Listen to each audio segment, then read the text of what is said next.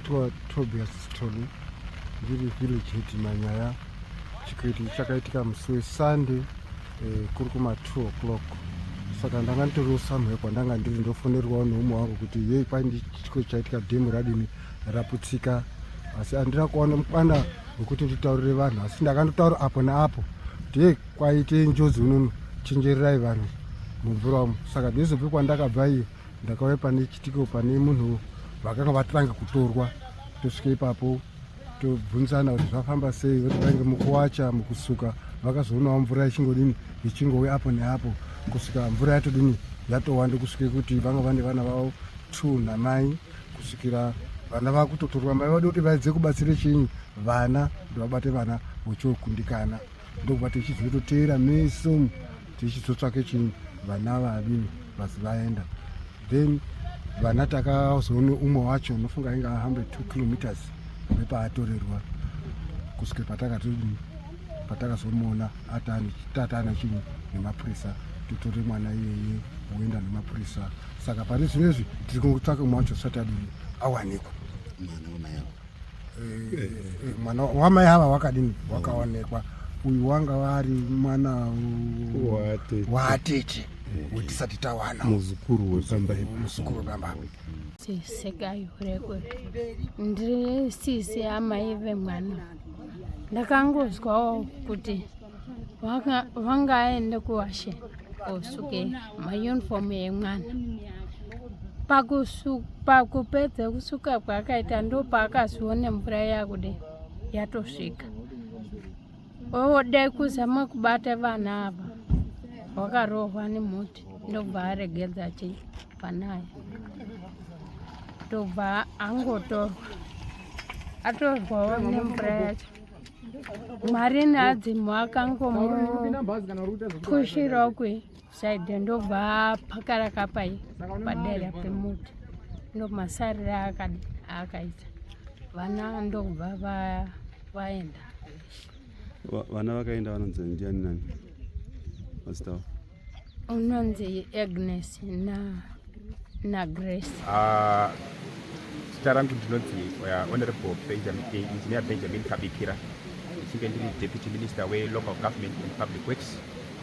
Nhasi tauyawo kuno kunzvimbo yeChipinge mushure mekunge paitika dambudziko redhemu rinonzi Bandama rinova rakaputsika richinge ratsemuka. Dhemu iri rine nzvimbo dzakasiyana, rine infrastructure yakasiyana siyana inosanganisira mabridge akakanganisika. Tavona zvakarezve kune vanhu vakarasikirwa neupenyu. Tikaona zvakarezve zvipfuwo zvakarasika. Toita zvakarezve zvirimwa zvakakukurwa nemvura yakanga yabuda mudhemu. Tauya tichiita tour iyi mushure mekunge disaster iyi yazivikanwa munyika, yachinge yazivikanwa munyika, ndobva tatumwa nababa vaMunangagwa, president venyika, but in the wake of leaving no one and no place behind, tikauya kuno tichiita visit ino. And pane zvatakwanisa kuona kunoku, taona chokwadi dhemu rakaafektika zvakanyanya zvisingaiti, raafektika zvakanyanya pari zvino. Kugara pari zvino mvura hamuchisina mudhamu, and chaita cho zvakarezve nekudzika tichiteera rwizi, tikaona kuti no tine dzimwe nzvimbo dzakaafektika zvekuti mabridge akaenda nemvura, chingaenda nemvura. Kutaura kwetiri kuita, vana havasokwanisa kana kuyambuka kuti vakwanise kuenda kune zvikoro. Asi sekuya kwetaita isu sehurumende, chekutanga chetauya nacho kuti tinge tichibatsira padambudziko rakasanganikwa nevana veZimbabwe. Chekutanga ndechekuti tauyawo nechikafu chichakwanisa kunga chichibatsira vakaafektwa, mhuri dziri kuchema. Chechipiri zvakarezve ndanzwa pachitaurika panapa nyaya yebridge iri retaona panapa kuti rakaafektika zvakanyanya. Zvinhu zvetichaidza ndepatinokwanisa sehurumende kuti pamari dzinowanika nemakanzuru kuburikidza nemari yedevolution, tione kuti tingabatsira sei nharaunda inoi, especially panyaya yebridge, kuti tikwanise kugadzirwa kuti vana vakwanise kuwana access nekuenda kuchikoro.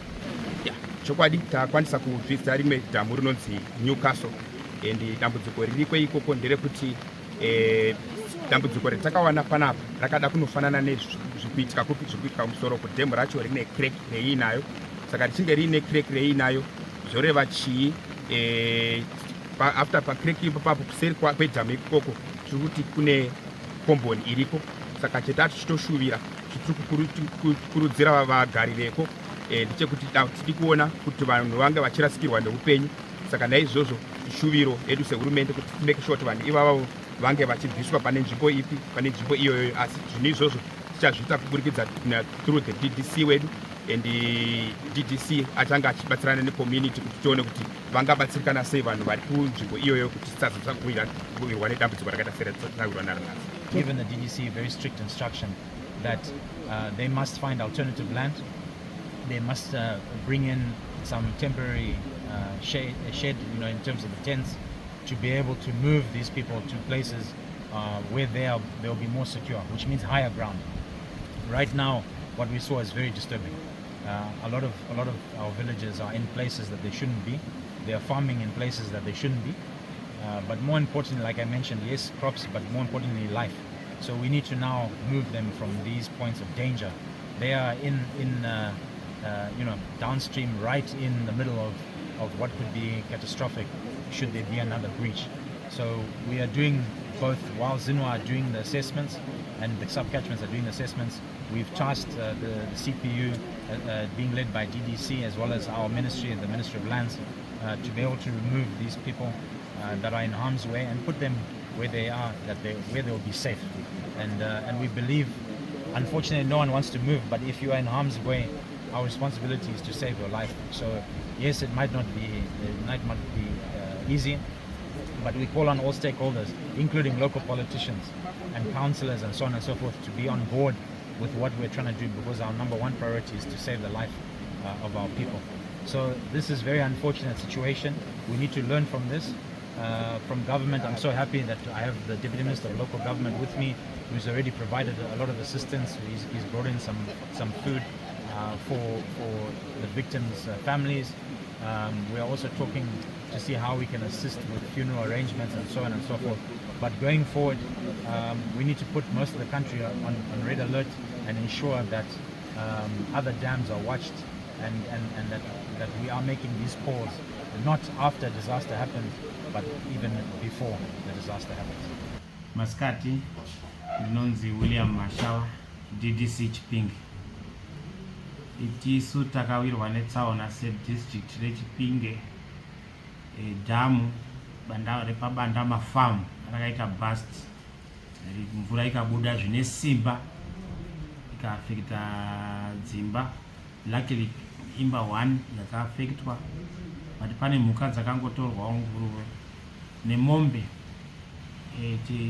Pari zvino tine 1, but downstream we got another, which means mombe dzakaafektwa i2. To date vanhu vanga vari murwizi vakatorwa vakwana 7, and we have identified 5 bodies dzikapinda muChipinge District Hospital mortuary.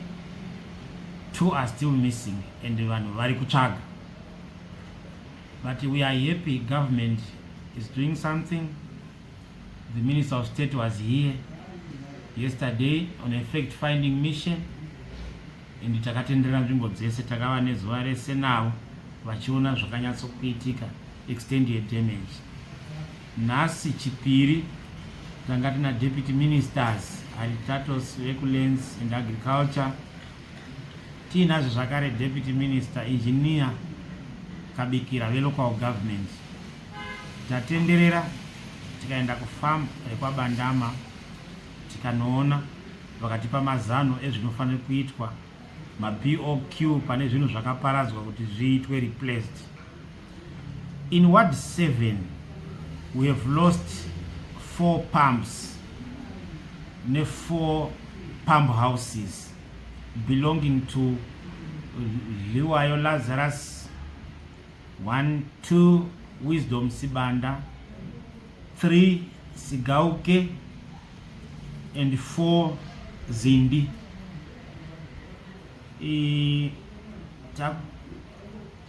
ndizvo zvatakaluza se-infrastructure. We also lost the dam. It needs urgent attention, though it will be massive works, but it's a critical infrastructure which is assisting the 4 farmers, in fact more than 4 farmers padhemi iroro. Chimwe chakaparadzwa zvakare sezvanambotaura imhuka, human life yandataura kuti vanhu 7, number 1, uye tine bridge which links Chipinge town neMabeka. That's the faster bridge to Mabeka. That bridge rakaitwa washed away and rinosenzeswa nemacompanies mahombe akawanda muChipinge, including vana dairy board vachinotora mikaka dzavo vanosenzesa that bridge, and inofanira kuatendwa as a matter of urgency. Then there is another dam which is standing very precariously. The dam wall yarwadziwa. Dam iri rinonzi Newcastle Dam, riri pakati pemaplots anoti lot 8, lot 9, lot 10 and lot 12.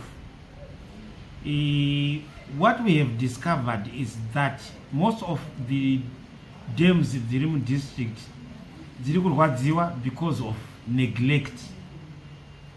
Vafarmers varongosenzesa mvura but havaiso effort kana ka effort kadiki kuti vasakurire padam ipapo, kana miti yakumera yobva yatemwa zviri fast isati yakura, because kana ichikura maroots anoita penetrate the dam wall, thereby cracking it and making it susceptible to erosion or seepage yemvura.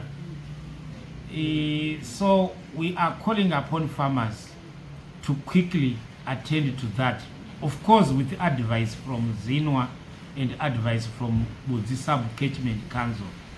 We are also calling upon my farmers or people residing downstream this dam, Newcastle Dam, kuti vabve vanovaka pa higher ground. We have started sending my messages even just below the dam. Randiri kuti rarina kumira zvakanaka. There is a company ye farm ye lot pa lot 12 Newcastle. We have advised the farmer kuti vanhu ivavo ngavabve avavakire company pakakwira on higher ground so that they are not swept away. It's a big number and it will be a big loss, including also the farmers or people who are residing downstream Mwara River. Not in this Zakafito, it's Dandoni River, Mwara River. This is Zasangana, Zinonopinda Mabudzi.